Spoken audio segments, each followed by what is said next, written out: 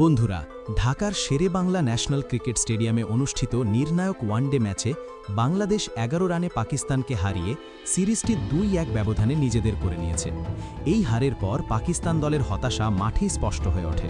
বিশেষ করে দলের অধিনায়ক শাহিন শাহ আফ্রিদি নিজের আবেগ ধরে রাখতে পারেননি এবং ম্যাচ শেষ হওয়ার পর মাঠের মাঝখানেই ভেঙে পড়েন।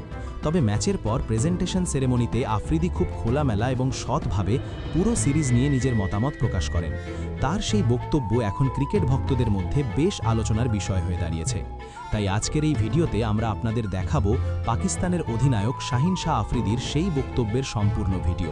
তাই ভিডিওটি অবশ্যই শেষ পর্যন্ত দেখবেন। তবে তার আগে আপনিও যদি আমাদের চ্যানেলে প্রথমবার এসে থাকেন তাহলে ভিডিওটিতে একটি লাইক দিয়ে চ্যানেলটি সাবস্ক্রাইব করতে একদম ভুলবেন না। বন্ধুরা, বাংলাদেশ ও পাকিস্তানের মধ্যকার তৃতীয় এবং নির্ণায়ক ওয়ানডে ম্যাচে টস জিতে প্রথমে বোলিং করার সিদ্ধান্ত নেন পাকিস্তানের অধিনায়ক শাহিন শাহ আফ্রিদি। এরপর ব্যাট করতে নেমে শুরু থেকেই আত্মবিশ্বাসী ব্যাটিং করে বাংলাদেশ। ওপেনিং জুটিতে নেমে সাইফ হাসান এবং তানজিদ হাসান দারুণ সূচনা এনে দেন।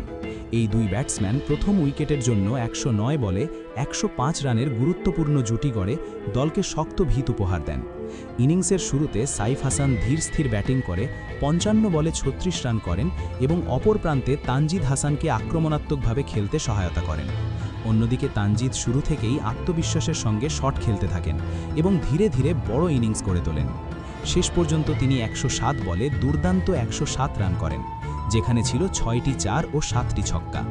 তারই ১৭ রান বাংলাদেশের স্কোরকে মজবুত অবস্থানে পৌঁছে দেয়।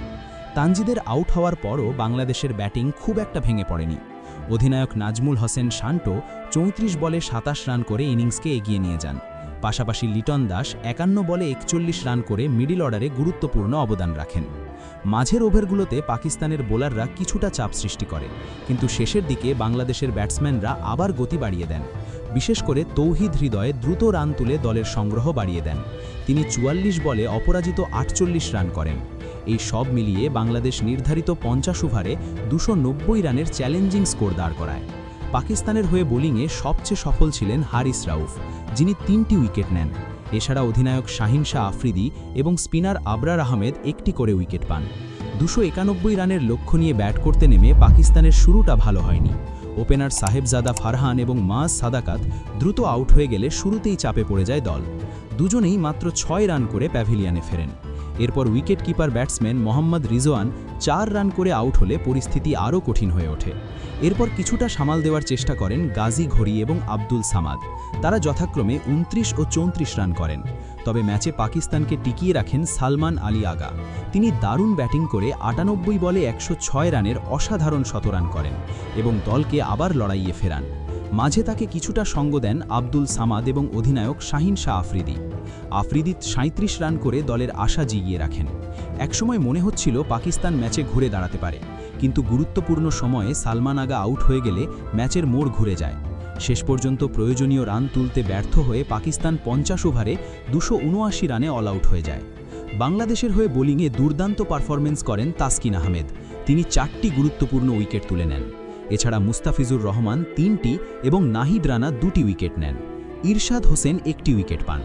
এর ফলে বাংলাদেশ ১১ রানের রোমাঞ্চকর ব্যবধানে ম্যাচটি জিতে নিয়ে ওয়ানডে সিরিজ ২-১ ব্যবধানে নিজেদের করে নেয়। ব্যাটিং এবং বোলিং দুই বিভাগেই ভারসাম্যপূর্ণ পারফরমেন্সের কারণেই এই গুরুত্বপূর্ণ জয় সম্ভব হয়। ম্যাচ শেষ হওয়ার পর ঢাকার শেরেবাংলা ন্যাশনাল ক্রিকেট স্টেডিয়ামে পাকিস্তান দলের হতাশা স্পষ্ট দেখা যাচ্ছিল। প্রেজেন্টেশন সেরেমনিতে যখন সিরিজ নিয়ে প্রশ্ন করা হয় তখন শাহিন শাহ আফ্রিদি বেশ খোলামেলা এবং সৎভাবেই নিজের হতাশার কথা তুলে ধরেন।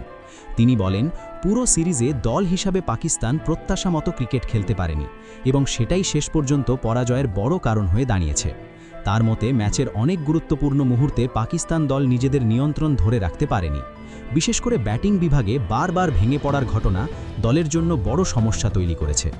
বেশ কয়েকটি ম্যাচেই শুরুটা ভালো না হওয়ার কারণে পুরো ইনিংস চাপের মধ্যে পড়ে যায় এবং সেই চাপ থেকে বেরিয়ে আসতে পারেননি ব্যাটসম্যানরা। তিনি আরও বলেন, শুধু ব্যাটিং নয়, বোলিং বিভাগেও অনেক জায়গায় ঘাটতি ছিল। কিছু সময় ভালো বোলিং করা হলেও ধারাবাহিকতা ধরে রাখা যায়নি। বিশেষ করে প্রতিপক্ষ যখন বড় জুটি গড়ে তুলছিল তখন সেই জুটিগুলো দ্রুত ভাঙতে না পারায় ম্যাচের নিয়ন্ত্রণ প্রতিপক্ষের হাতে চলে যায়। তার মতে আন্তর্জাতিক ক্রিকেটে এমন ছোট ছোট মুহূর্তই ম্যাচের ফলাফল নির্ধারণ করে দেয়। আফ্রিদি বলেন, দল হিসাবে পাকিস্তান অনেক ক্ষেত্রেই নিজেদের পরিকল্পনা অনুযায়ী খেলতে পারেনি। ফিল্ডিংয়েও কয়েকটি গুরুত্বপূর্ণ ভুল হয়েছে, যা ম্যাচের গতিপথ বদলে দিয়েছে। তিনি মনে করেন, যদি একটি দল ব্যাটিং, বোলিং এবং ফিল্ডিং এই 3 বিভাগেই শতভাগ মনোযোগ এবং শৃঙ্খলা ধরে রাখতে না পারে, তাহলে বড় ম্যাচ জেতা খুব কঠিন হয়ে পড়ে। তিনি আরও স্বীকার করেন যে পুরো সিরিজে বাংলাদেশ অনেক বেশি আত্মবিশ্বাসী এবং সংগঠিত ক্রিকেট খেলেছে। তারা গুরুত্বপূর্ণ মুহূর্তগুলোতে নিজেদের পরিকল্পনা সফলভাবে বাস্তবায়ন করতে পেরেছে, যেখানে পাকিস্তান বারবার সুযোগ হারিয়েছে। তার মতে এই সিরিজ পাকিস্তান দলের জন্য একটা বড় শিক্ষা হয়ে থাকবে। শেষে তিনি বলেন, এখন দলের জন্য সবচেয়ে গুরুত্বপূর্ণ হলো নিজেদের ভুলগুলো সৎভাবে বিশ্লেষণ করা। কোথায় ঘাটতি ছিল, কোন জায়গায় উন্নতি করা দরকার, সেগুলো পরিষ্কারভাবে বুঝে ভবিষ্যতের জন্য প্রস্তুতি নিতে হবে।